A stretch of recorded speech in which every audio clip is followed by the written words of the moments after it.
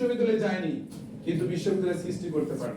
আমি গর্ব করি কি করে জানো, যে আমি হয়তো ঢাকা বিশ্ববিদ্যালয়ে পড়তে পারলাম না, বাট যে স্টুডেন্টগুলো ঢাকা বিশ্ববিদ্যালয়ে চান্স পাচ্ছে তাদেরকে ঠেলে গুতে পাঠানোর জন্য একটু হলেও চেষ্টা করে যাচ্ছি।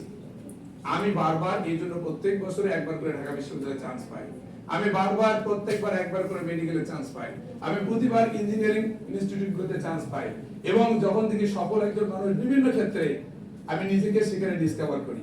একজন শিক্ষকের সার্থকতা কোথায় থাকে জানো? যখন তার স্টুডেন্টরা তার স্যারকে ছাড়িয়ে চলে যায়। তোমরা তো অনেক সফলতার গল্প শুনেছো, এবার কল্পনা করো এরকম সফলতার গল্প আর শুনবো না। এখন সফলতার গল্পের নায়ক নায়িকা আমরা হতে চাই। আমাদের গল্প এখন মানুষ করবে, সে একটা সময় এসেছে। But time is not long in our hands. It's very short. You can't speak even ill of others. অন্যকে নিয়ে কথা বলার মতো সুযোগ এখন নাই, এতটা লিমিটেড সময় এখন। তোমার তো ভাব নাই, ঘুমো আসার কথা।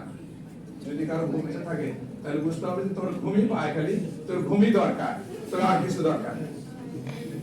এখন ঘুম জাগার সময় এসেছে, তবে মোবাইলের সাথে না, বই পুস্তক পড়ার ভিতর সৃজনশীলতা তৈরি হয় না।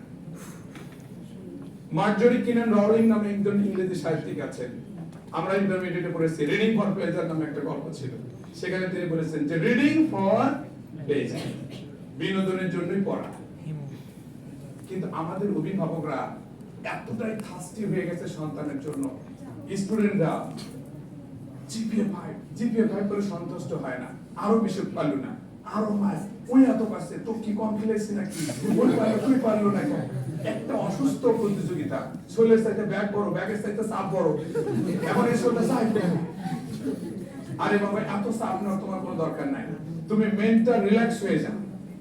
সফলতা আপনা আপনি আসবে যদি তুমি রাস্তায় চলতে পারো, এমনি এমনি চলে আসবে। তোমাদের নিয়ে আমি একটা দুঃখ প্রকাশ করি একটু। আমি চেয়েছিলাম শেষ মুহূর্তের যে তোমরা প্রস্তুতিগুলো আমার কাছে নিচ্ছ, এই যে তোমাদের, আমি কিন্তু সূচনার দিকেও ওই সর্বজিৎদেরকে বলেছিলাম, অনেকে তোমাদের যারা শুরু করলে শুরু থেকে আমি বলেছিলাম বাবা তোদের এই পরীক্ষা আমি গুলো নেব।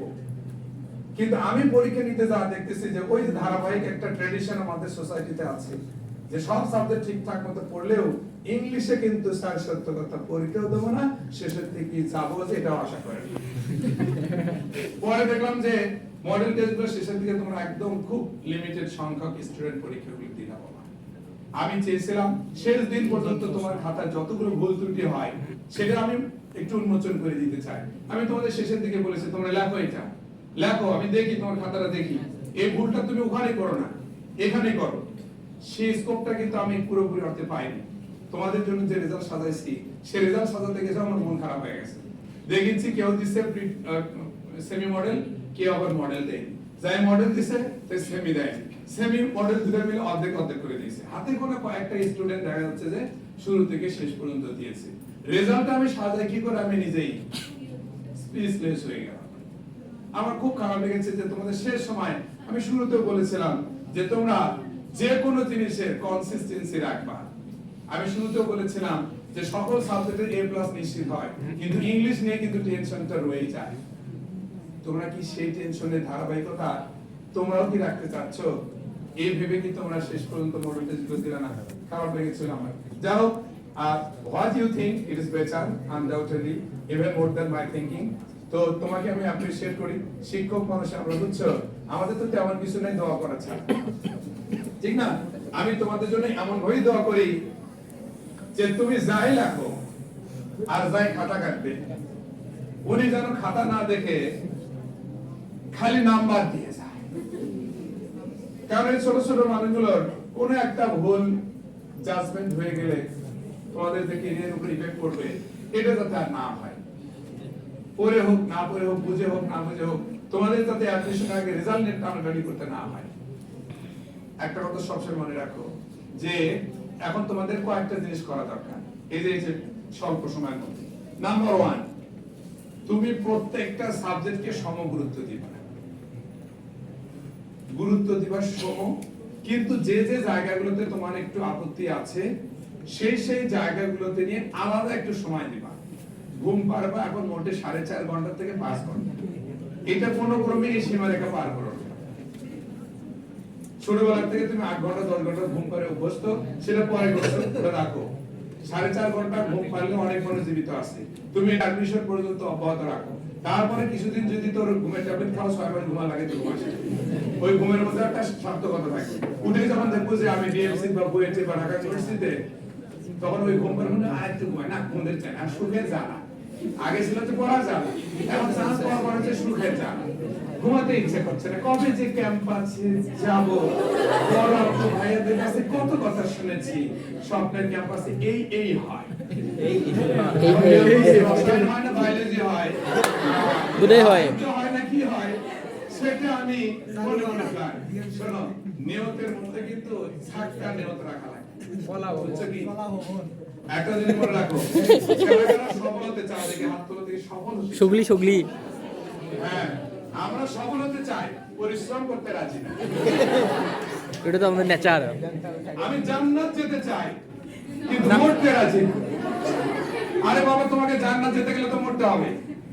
তুমি বৃষ্টি দেখলেই কও আজকে মডেল টেস্ট দেব না।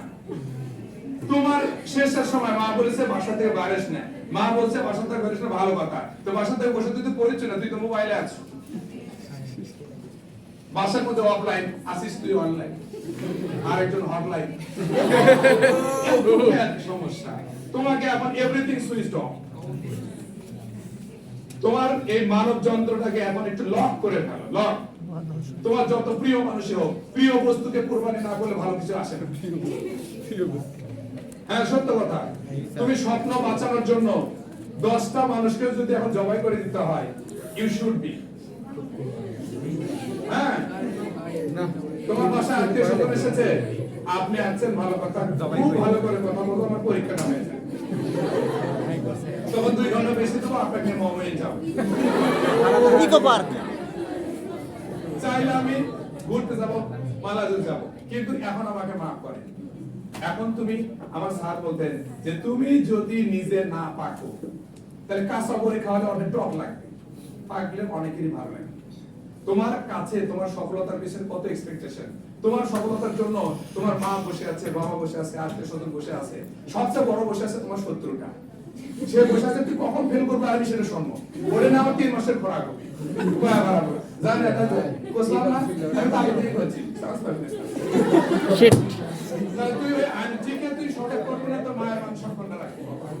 মাও আমি যদি মনে করি আমার মা, আমার বাবা এবং আমি এই সোসাইটিতে একটু সাহসিকতার সহিত নিজেকে তুলে ধরে, নিজের যোগ্যতাকে, পরিবারটাকে তুলে ধরতে চাই, তাহলে এখন ঘুম পাড়ার সময় নয়, ঘুম জাগার সময়।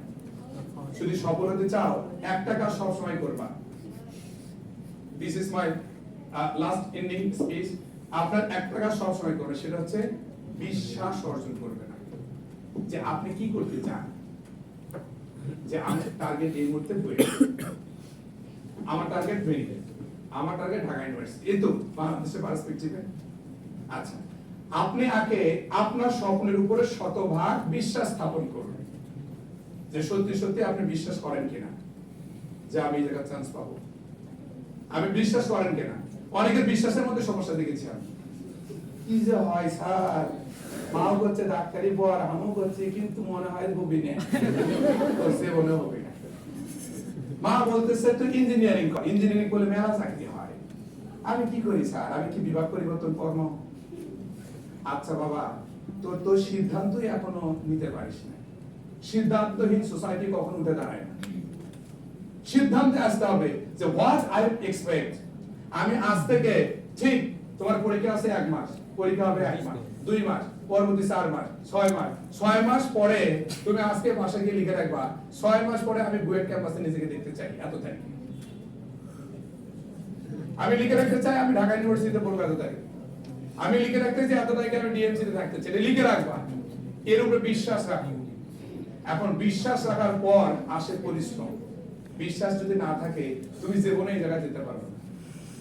এই যে দেখো, পৃথিবীতে প্রথম যখন উড়োজাহাজ আবিষ্কার হয়, সবাই কিন্তু এটা বিশ্বাস করেছিল যে বাতাসে চাইতে ভারী বস্তু বাতাসে ভাসবে না, যে বস্তুটা বাতাসে চাইতে ভারী তো দেওয়া চাইতে পড়ে, তাই না? সবাই বিশ্বাস করেছে যে এটা কোনো কর্মী বাতাসের চাইতে ভারী বস্তু বাতাসে ভাসবে না, এটাই সবার বিশ্বাস ছিল। কিন্তু একজন বিশ্বাস করলেন না, বাতাসের উপরেও বাতাসের চাইতে ভারী বস্তু ভাসতে পারে যদি তার গতি সঞ্চার করা হয়, যদি তার আয়তন দৈর্ঘ্য বস্তু ইকুয়াল হয়, পরিমাপ ঠিক থাকে, গতি সঞ্চার করা হয়, তাহলে বাতাসের চাইতে ভারী বস্তু উঠতে পারে। এবং রাইট ব্রাদার এই বিশ্বাসটা করেছিলেন। তারা বিশ্বাস করেছিলেন জন্যই কিন্তু তার বিশ্বাসের উপর রেখে পরিশ্রম করেছিল গোপনে, সফলতা এসেছে ওপেনে। তিনি সফল হলেন। দেখো, আগে যারা সবাই অবিশ্বাস করত, পরবর্তীতে সবাই তার কথার উপর বিশ্বাস করলো। সেখানে দেখো, বাংলাদেশের সোসাইটিতে তুমি যাই করতে যাও সেটি সমালোচনা করবে, যেটাই করতে যাও সেটি সমালোচনা করবে, সবাই ভয় দেখাবে। বিশ্বাস তোমাকে কেউ দেবে না। বিশ্বাস নিজের মধ্যে জন্মাতে হয়, মানুষের উপরে থাকবে না। তুমি নিজের সিদ্ধান্ত, নিজের কন্ট্রোলিং পাওয়ার তুমি মানুষের হাতে দাও কেন? You should be pilot of your plane, you should be driver of your vehicle. তুমি তোমার এই মানব যন্ত্রটাকে চালানোর জন্য তুমি তোমার ভেহিকলের ড্রাইভার তুমি হয়ে যাও। যখন তুমি অন্যকে বলবা যে ভাই আমার কি করবো, আপনি কর, মেডিকেলে যাবো, বলছে না আমি দেখছি যে আমার বড় ভাইয়ের মেয়ের তো শান্তি লাগে না, তাহলে কি করবো, বিশ্ববিদ্যালয় করবো, আবার বিশ্ববিদ্যালয়, তাহলে কি করবো, ওই ভাই তোমার বলছে যে বুয়েট ভালো। আরে এত তোর নাটক, তুই আগে ইমান আনে, লেখা লোকজনের সাথে কথা বলা বন্ধ করে দে, পরিশ্রম কর। রাইট ব্রাদারের সামনে কোনো আইডিওলজি ছিল না, তোমাদের সামনে এরকম সিনিয়ররা পুরো আইডিওলজি আছে। ওদের রাস্তা দেখায় না, রাস্তা তৈরি করেছে, তোমাদের সামনে রাস্তা তৈরি করা আছে, শুধু ওই রাস্তাতে শুধু পরিশ্রম করে যাও। রাইট ব্রাদার যদি আনসার্টেনিটির মধ্যে সার্টেনিটি খুঁজে পায়, অনিশ্চয়তার মধ্যে যদি নিশ্চয়তা খুঁজে বের করতে পারে, তুমি পারবে না। তোমার কাম হচ্ছে অদম্য পরিশ্রম। এতটাই পরিশ্রম এখন করো যে অন্যের সমালোচনা করার সময় পাচ্ছ। বুঝলেন এই কথা? আপনি জেগে উঠেছেন, জেগে উঠলে নেশার মতো আপনি অ্যাডিক্টেড। আপনি মোবাইল ধরেন কেন? ধরেই আছে। গত এই 3-4 মাসের রেশিও দেখাতো যে আপনি মোবাইল ছাড়া 4 ঘন্টা টানা কোন দিন ছিলেন?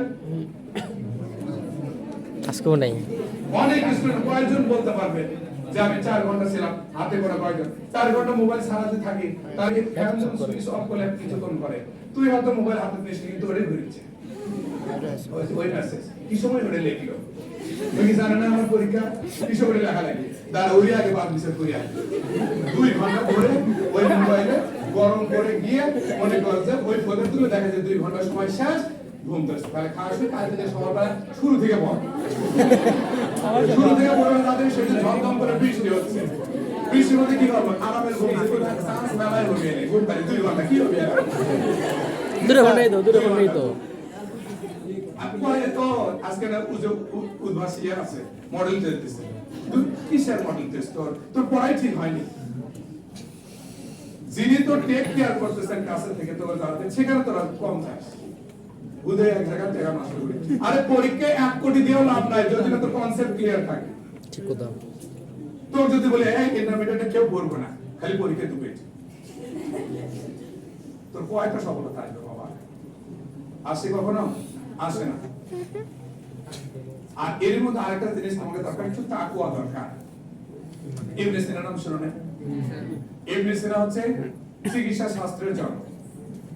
ইবনে সিনার একটা নীতি ছিলেন, উনি যখনই যা কিছু করতে চাইতেন আল্লাহর উপরে বিশ্বাস রেখে মসজিদে চলে যায়, সেজদা করতেন, নামাজ আদায় করতেন 2 রাকাত, আল্লাহর কাছে চাইতেন যে আল্লাহ তাআলা তুমি আমাকে এই জিনিসটা দাও। এবং দেখা গেছে যে আল্লাহর উপর ভরসা করে এসে উনি ওই পরিশ্রমটা করতেন এবং এটা ছিল তার রুটিন লাইফ। তোমাদের এসএসসি তে এখন এবার প্রত্যেকবার বা যারা চান্স পাচ্ছে প্রত্যেকবার দেখো তো ওই প্রবাদ আছে একটা, যে প্রকৃত ব্যক্তি, প্রকৃত আসল মানুষ সরকারি চাকরি পায় না, অযোগ্যরা বেশি পায়। যোগ্য স্টুডেন্টরা যোগ্য জায়গা যায় না, অযোগ্যরা যায়। এটা কিন্তু প্রচলিত কথায় আপনি হয়নি। এই যে অ্যাক্সিডেন্ট মানুষের জীবনে আসে, এই অ্যাক্সিডেন্ট যিনি তোমার হাতে ধরে আছেন তিনি তোমার স্রষ্টা। আরে কাঁদতে হলে তার কাছে কাঁদো, মানুষের কাছে। পরিশ্রম করো যে আল্লাহ আমার খাতা যেন একটা প্রকৃত জাজমেন্ট আমার খাতাতে হয়, যেটা দিয়ে আমার একটা ভালো রেজাল্ট আসবে। পাস হয়ে গেল, আল্লাহ তাআলা তোমার জন্য নির্ধারণ করবেন। আর একটা জিনিস কখনো করো না, অহংকার করবে না। বুঝেছো কি?